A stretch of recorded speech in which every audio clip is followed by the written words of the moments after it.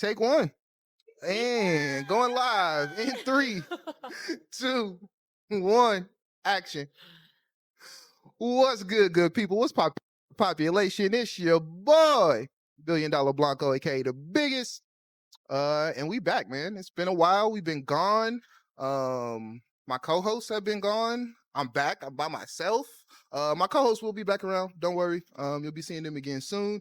But welcome back to another episode of Kushy Konvos. Once again, I am your host with the most, biggest Blanco, Big Blanco, whatever you want to call me. And again, we're back to smoke some weed and talk some shit. So, and join the convo. No spark up or smoke out for you this week. Changing the podcast format up just a little bit. This is going to be a guest-based podcast now, but we're going to talk all things cannabis community, how cannabis is used in our lives, and how cannabis is used to make us money. So without further ado, I would like to introduce my guest today. Bear with me. I'm about to get my little spiel up here, folks. So first of all, I want to shout out all my production team in the background. My production team is only one person. So shout out Josiah on the boards. One man, pod man, has been learning tremendously. So shout out to Josiah in the background. But again, welcome back to Kushy Konvos, the go-to podcast where we unwrap the layers of the cannabis world, exploring cultural impact, innovative trends, and the trailblazers who are defining its future. Today, I am beyond excited to introduce my special guest, who embodies all of those things. She's a multi-hyphenate creative. She is a businesswoman in the cannabis industry. Let me just read off some of the accolades and things on here. A beacon of talent on the West Coast. My guest boasts over 13 years of musical experience. That's right, 13. So a decade plus in this thing. Weaving her voice through the genres with a finesse that only comes from a deep, passionate engagement with music. For rhythmic beats, things like reggae, ska, jazz, funk, blues, electronic soul. This woman does it all. And she's also a ghostwriter. She's probably written something for some of your favorite artists. She has written something for some of your favorite artists. If you listen to this podcast and you like music like I like music, you've heard her pen before. But not just a vocalist. She's also, again, a songwriter, a ghostwriter, and an artist developer. Through her company, she developed a unique one-of-one artist development curriculum that's shaping the next generation of musicians across the West Coast and beyond. So again, in addition to her musical prowess, my guest has carved a niche for herself in the cannabis industry, managing dispensaries and merging her artistic sensibilities with her business acumen. So her journey is a testament to the synergy between music and cannabis and how both can enhance creativity, community, and personal growth. I will stop the long spiel, but without further ado, I would like to introduce my guest, my sister, my family, my community here in the Bay Area. The musical mermaid herself, Miss Mickey Taelor. Hello, world. Oh my God. Thank you. That was You are so very welcome. special. I We back really for the first appreciate it. episode. I've been talking to you Yes, about this happy podcast first. since I met you. Thank you.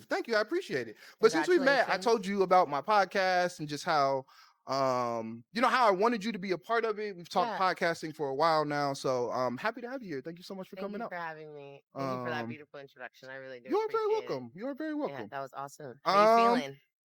you should feel it. You should feel it. Listen, you did all the things. I just wrote them down and told the people what you I did. So, appreciate you. Yeah.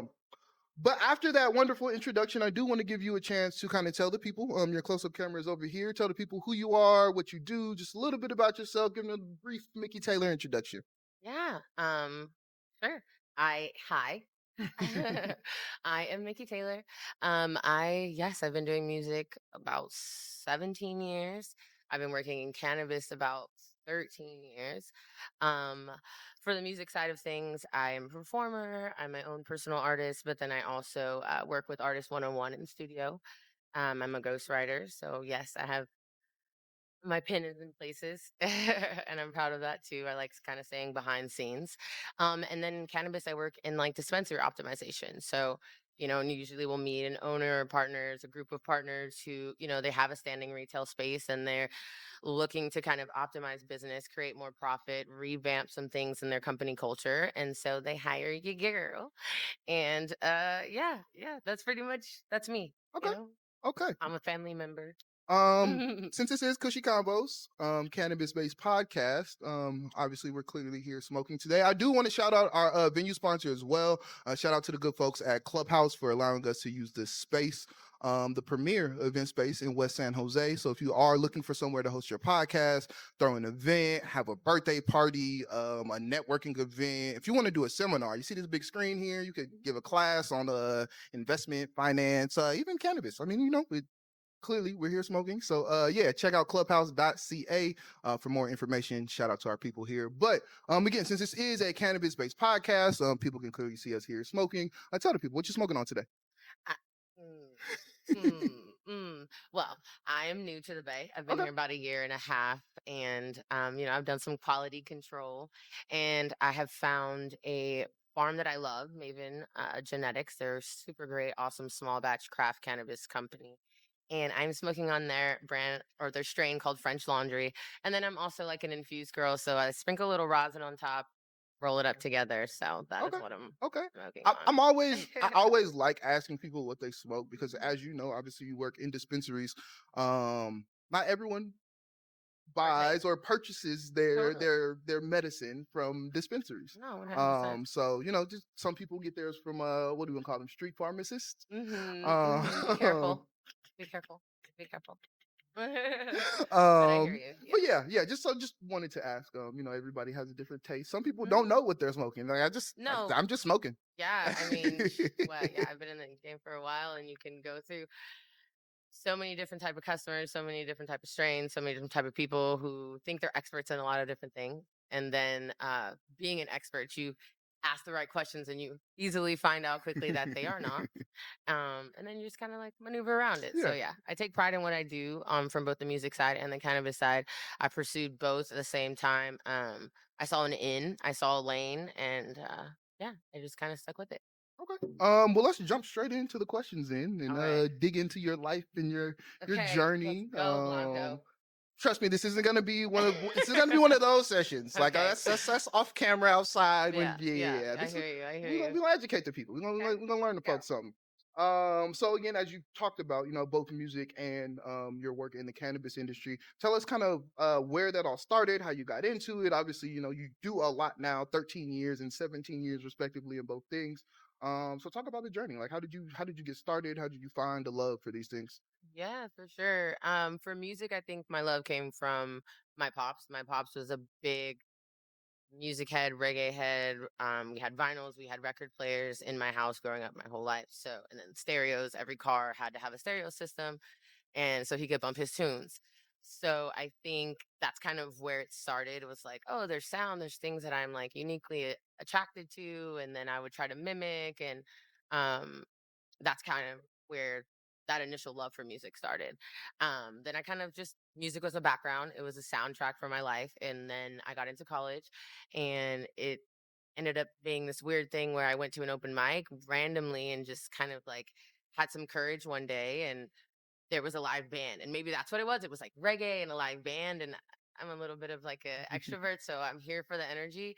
And I just jumped on the stage like randomly, and that band became my band for like 11 years.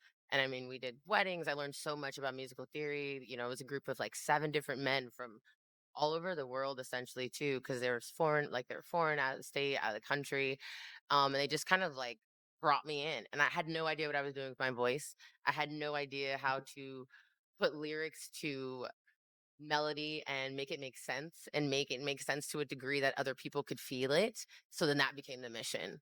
Was like, okay, weddings, right? It's so romantic. There's so much emotion. There's so much feeling. How do I get that every single time I'm singing to this couple? Every single time the grandmother is like, "Let's go! I want to hear Al Green," and I have to have it in my repertoire, so I have to learn all these songs. So it was a really fast like cheat sheet university school, I guess, Yeah, of yeah. music. And in the meantime, cannabis came, right? So with being in a reggae band, you know there's sacraments, and so then you kind of get access to a world where you're watching them go into these places that are new dispensaries, the first ones that are coming up because they've got access to it first. And I'm like, there's a lane here. There's like, If you don't mind, what around what time was this? Like oh, like just to put like 2009, yeah, just 2008. to frame it for people Yeah, so they yeah, kind of yeah, like understand 2008, where we were. 2009. No, for Yeah. sure. And I got in contact with a really, just from doing music, and I was singing in lounges kind of, and one of the owners came into the lounge one day and was like, "Oh, I'm trying to do some really cool music and cannabis in my shop." So I would just be there on Tuesdays singing for customers and the shop to run. And then it became like, wait, here's a job. And I was like, oh, okay. And then I was like, oh, there's no one like me here. There's a lane here.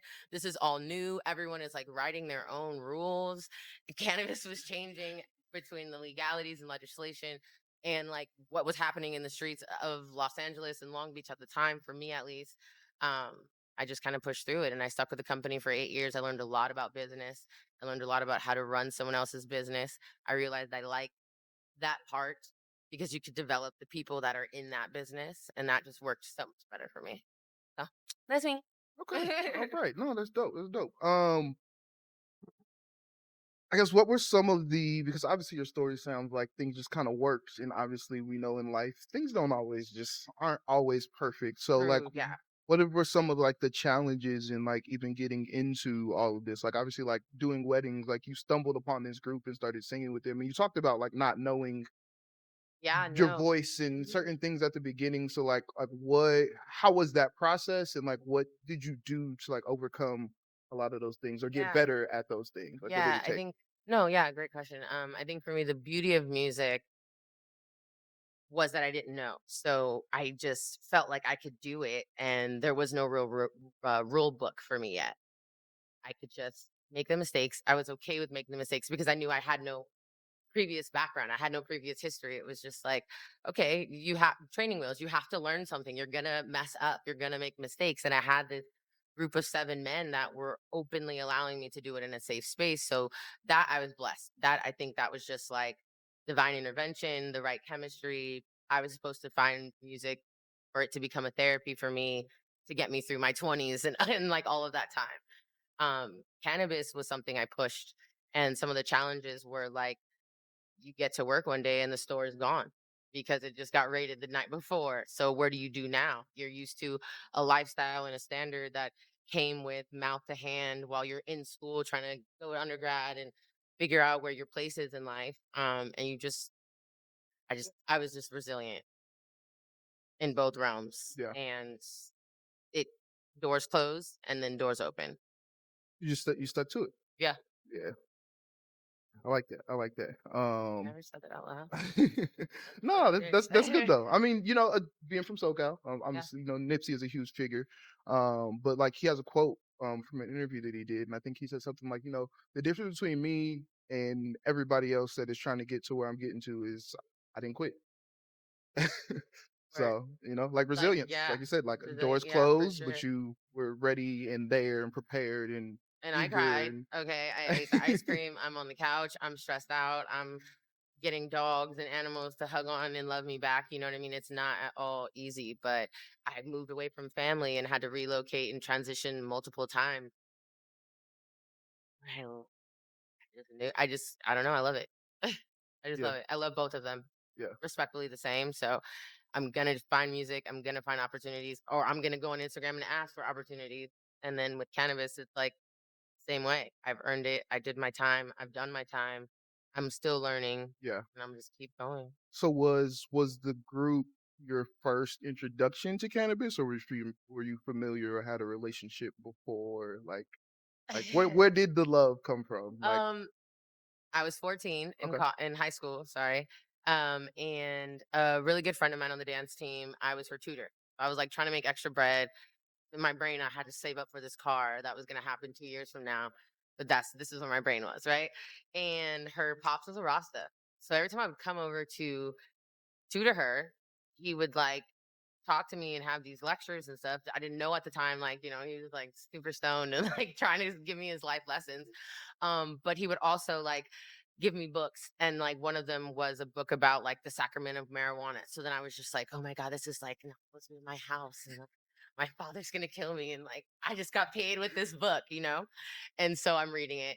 And then so the science part of it came. And then I was just like, oh, plants and like life. And somehow I related it to the Lion King, and then it became this. The Lion King. Yeah, Okay. like the circle of life, and like Okay. things Okay. fall, Okay. things grow, Okay. things die, they come back, you'll have fights, you'll have, sacrifice, like, and the book was so about that, like this plant people sacrificed and died to bring it over here from other, it was just a very story crazy, anyways.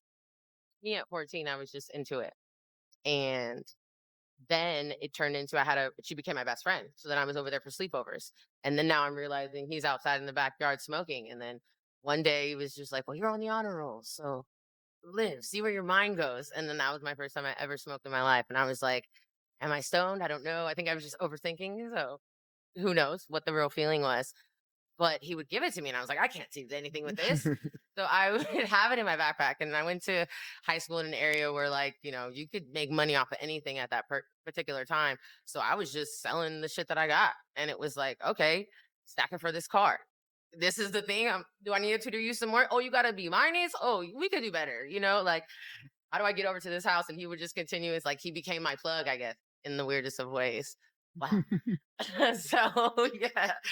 And then I got to college, and it was just like I didn't smoke at all because I had to be serious, and I was a college student. And so I didn't. I had complete tolerance break, and I was just like, leave it alone. And I really focused on school. And then I changed my major to philosophy, and then everybody was stoners. So then you get into this other world of like, oh wow, you don't just be high and listening to reggae in the backyard, listening to birds. You actually are like having deep thought and building community based off of this thing that, like, things from the book were making sense now. And like it was coming back in my life full circle, and the Lion King. And, I'm Nala, and I'm in this new place, and I got the plug. So then I become the person that everybody's like, hi. And then you have to learn that, like, people will use, and people will, so it's taught me a lot of lessons. So I've just never steered away from what cannabis brings, what the community brings, what lessons, what money, whatever. You just kind of like find your place in something. And I found my place in both things. And I'm a Gemini, so I have to do both. Oh, good old astrology. Yeah. Good old astrology. We're stoners. The moon This and is the all like stars and supposed the. to happen at this time. Hey. What about you? Podcasting. What's making you come back? I mean, this has always been something that I've wanted to do. We was in a meeting today talking about podcasting. As we talked about off mic.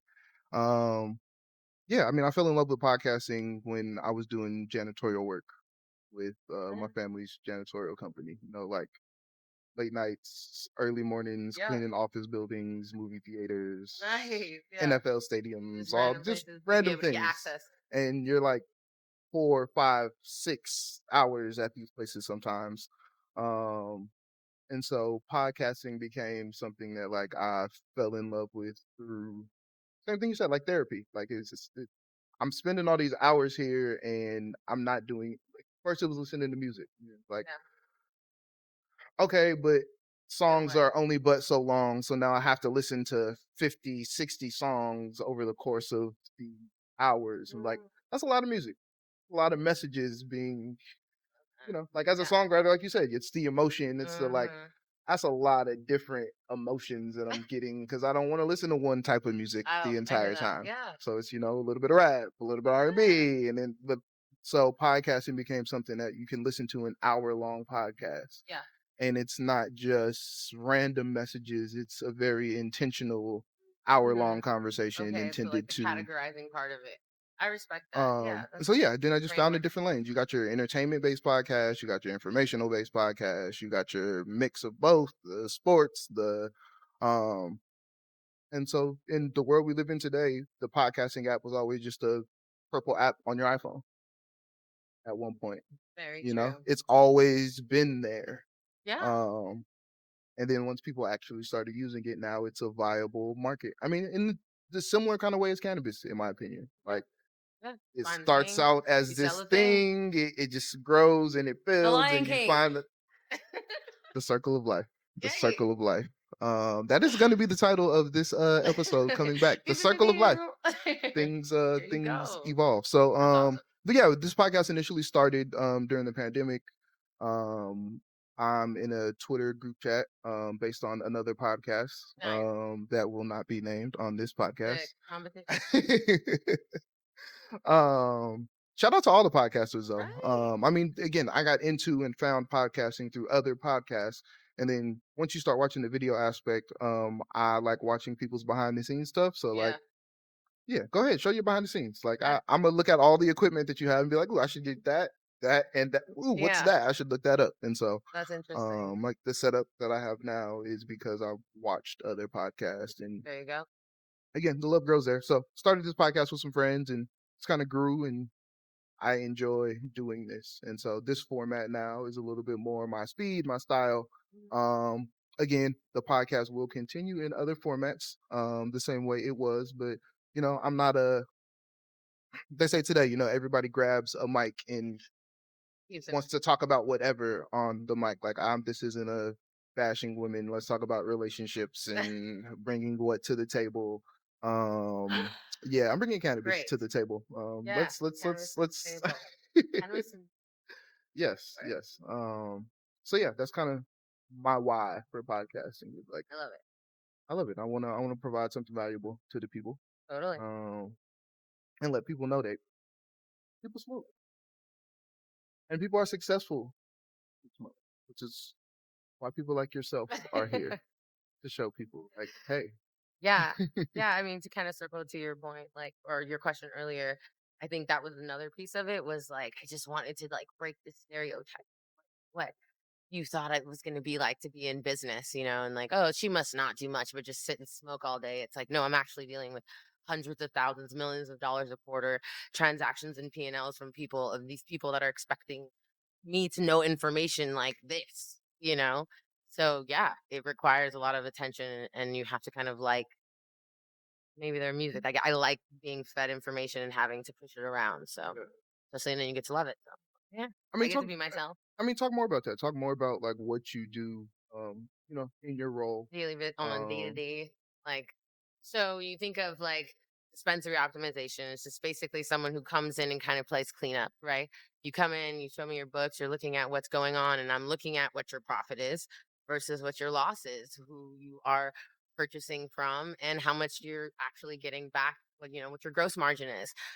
So just like anything, with shoes, it's like product. It's America. It's a product and sell, buy, consumer, bing, bing, bing. But cannabis is this sweeter and like more unique niche where it's not so much like I'm going into the store and I know I'm getting those shoes. And if you don't have those shoes, you just lost the customer. Cannabis is one of those things where you have a random human that could either just be coming off the street and want to be curious today and say, I've got $20. What's up?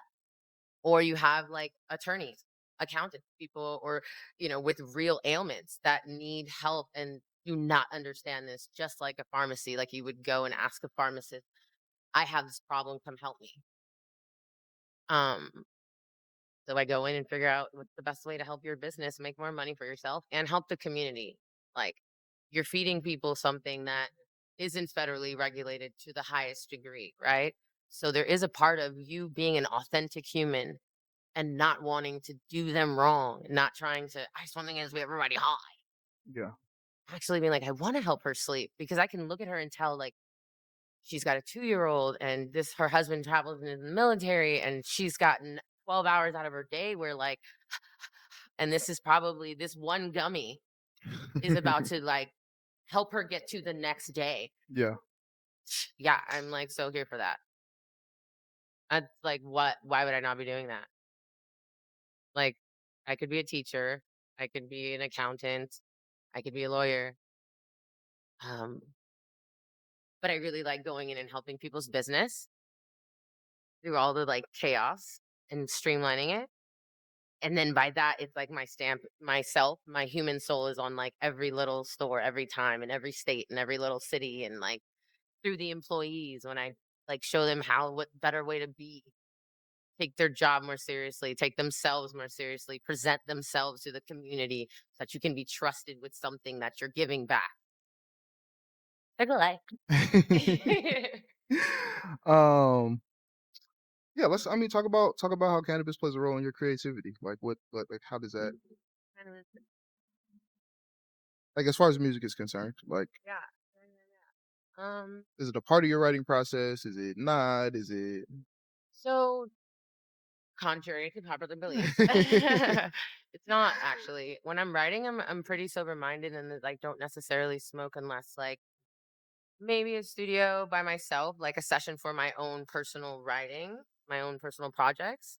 Um, just to maybe like ease the nerves or something, because it's always nervous when you're going into a studio for whatever reason. Even now, I'm like, um, I'll use it there potentially, but no, my ghostwriting sessions, it's like, no, I take it like it's a job, it's professional. They booked me, my time, I hear you need this. I need 8 hours. I have this amount of time to do this. You're the parrot that I have to like make repeat this. You know what I'm saying? So yeah, no, it would be too much. You're taking in too much to be like stoned in someone else's studio as a ghostwriter, in my opinion, for me. Um, but when I'm writing my own stuff, my own time. yeah, So this is something that helps me use myself to like get into a different part of my imagination, right? Yeah. And in business, being someone who consumes the plant, I know how to sell it. So yeah. then I there know how to develop another human to sell it to another human. And I now know how to develop the process or the SOP in which it goes from said bank account to safe to said register to said human to gain profit so that this could keep happening. And this could keep happening and just streamline and make it cleaner. Sure. Let's give the people some value. I like it. Um, some more value, I should say. All right. um, if someone out there was interested in exploring careers or jobs or information about the industry, where would you recommend that they start? Walking into a dispensary. Literally walk into a dispensary. Yeah. Walk into the dispensary if they're a good like a GM or there's someone that's there, like the person who is running the business, um, just ask them for a couple minutes of their time.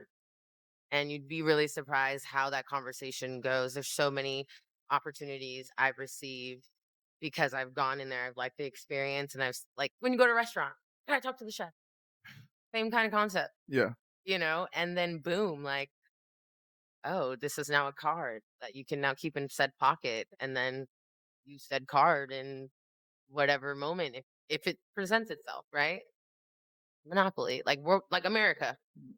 um, Absolutely. is Lion King your favorite Disney movie? No, Aladdin is okay. Prince of Jasmine all day, or The Little Mermaid. That's the second, and then Lion King's the third. But Lion King was very like okay. My father's very like he has to have a principle or a story or an anecdote behind like why something is something, and for whatever reason, his explanation for work and like having a job, he would always kind of resort it to the story of Lion King and like Simba having to like go on his own and think he knew what he was talking about and thought he could handle life and fall and then he would come back up, but the whole point was he was always going to be a king at some point, right? So I'm always was going to get my fortune. I was always going to be self-sufficient because that's what my dad raised me to be.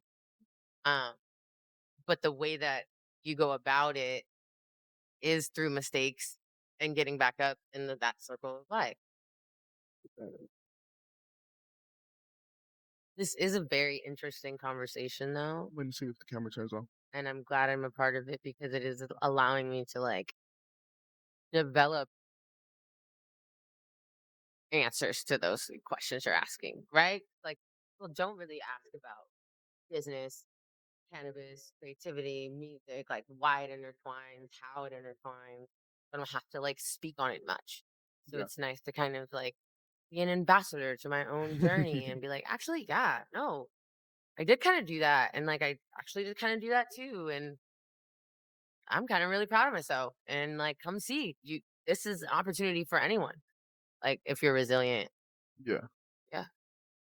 Yeah. I mean, speak more to the resiliency. Like, what are like?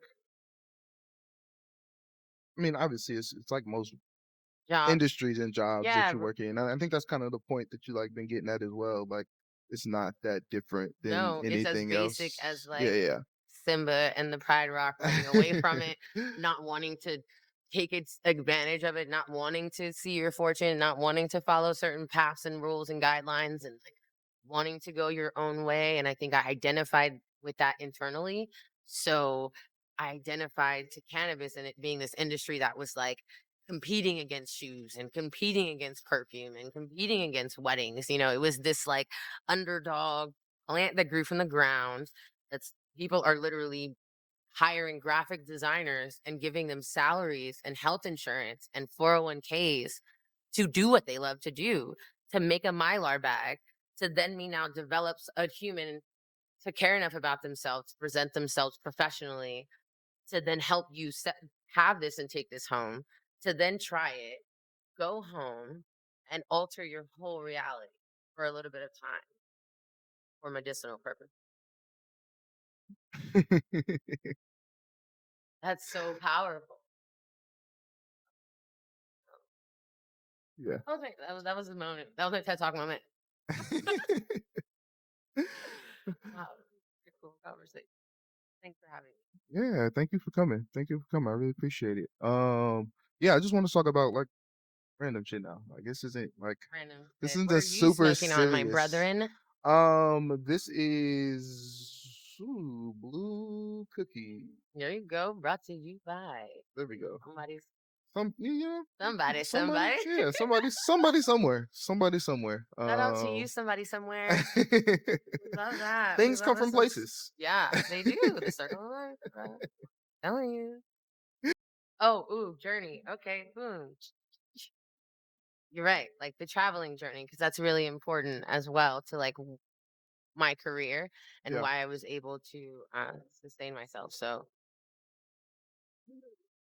yeah, going back to what you were saying, it's one of those things where like I was able to sustain myself in cannabis because I also moved with cannabis and the industry, right? Yeah. So when it was popping in SoCal, I was in SoCal. When it was popping in Denver, I was in Denver. When it was popping in Portland, Oregon, I'm in Portland, Oregon. I just made sure that I was like ear to the ground on where things were rising.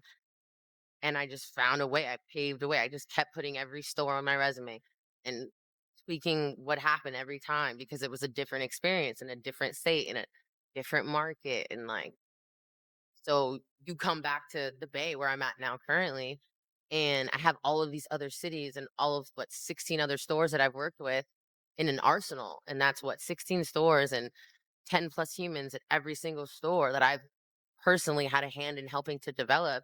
And then your each little business that I've cleaned those books and helped you grow your business. Yeah, like now I'm coming in this and it's kind of like, hi, you know me? And they're like, oh, we don't really know you because it's new. Like, okay, Yeah. I'll show myself again. You know what I mean? You have to be willing to do that again and kind Yeah. of, yeah, maybe that's the performer side of me. It's like, I'm willing to do that again and do that again, meet new people and build a community and try again. Yeah. Try again. I mean, speaking of performing, like I've seen you perform before. Amazing energy as you perform. Your songs are very melodic. What's your favorite part about like performing? Like of being able to express yourself in that way? It's not even that.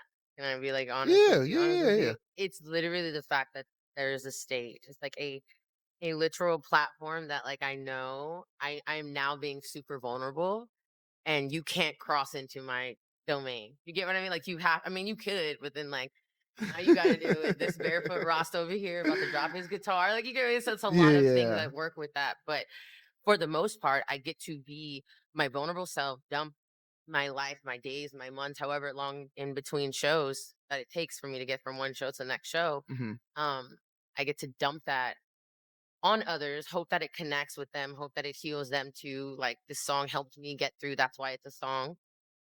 But you can't cross over. Like I get to just still be like protected in a way. Yeah.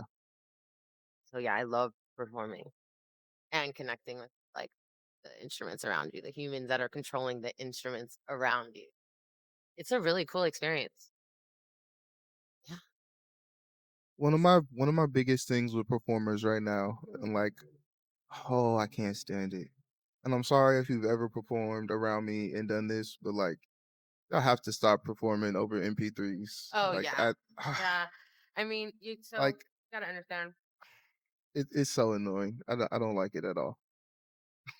And I get that from a consumer standpoint, right? Because you're the end user. You're looking at my performance and you're like, eh, this isn't a band. I want to hear the saxophone and the real I, drums. I, I don't even need to hear all of that. I just don't need But to I mean, in hear. essence, if it's not a digital MP3, then it's a human being right here playing it with me, right? And so that human being also has a timeline of like money that requires them to be paid for their time as well. So if I'm moving and grooving from city to state to move around to sing and perform, I'm going to have a show track list in my back pocket because I'm not going to be able to always get flight fare for my guitar player to come to me or Yeah. my drummer to come sit with it. So I'm going to perform on this MP3 and that's going to build why I have the ability to get you. Well, I want you. I don't. You I don't. mean I don't. vocals? Yes. I Ah, don't. I don't. okay. I I don't. hear Yeah. that. I don't mean an MP3 performance I hear track. you. I I hear you. mean You mean lead your vocals and you're the singing MP the over your MP3 lead. that you sent to Spotify. You I are hear you. now on Okay. Yeah, no, stage that bothers me too. I'm not gonna lie. performing. Last thing, tell the people where to find you if you would like them to find you places. Yeah. Yes, I would love for you to find me places. I'm currently in the Bay Area, so just type in Mickey, like Mickey Mouse, Mickey, Taylor with an Elor. Instagram, what title, Pandora, all the things. I am there. I've been around for a while, so please listen to my audio history. I think you'll enjoy it.